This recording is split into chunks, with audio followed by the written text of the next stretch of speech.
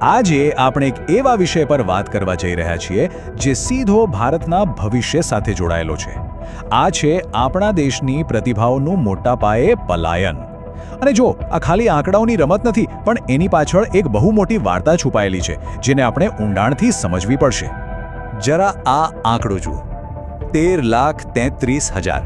શું તમે વિચારી શકો છો કે આટલા બધા ભારતીય વિદ્યાર્થીઓ અત્યારે વિદેશમાં ભણી રહ્યા છે? હા, આ 2024ના સંસદના જ આંકડા છે. અને આ માત્ર એક નંબર નથી, પણ એક એવી હકીકતની શરૂઆત છે જે આપણને ઘણું બધું કહેવા માગે છે. જો આપણને બધાને ગર્વ તો થાય જ છે જ્યારે આપણે જોઈએ છીએ કે ગૂગલ હોય કે માઇક્રોસોફ્ટ, બધે જ આપણા ભારતીય મૂળના CEO બેઠા છે. પણ અહીંયા એક મોટો પણ છે. આપણે ક્યારે એ વિચાર્યું છે કે એમની સફળતાની ગાથા મોટાભાગે ભારતની બહાર જ કેમ લખાય છે? આ એક એવો સવાલ છે જે આપણને અંદરથી હચવાચાવી નાખે છે. તો ચાલો આ આખા મામલાને બરાબર સમજીએ.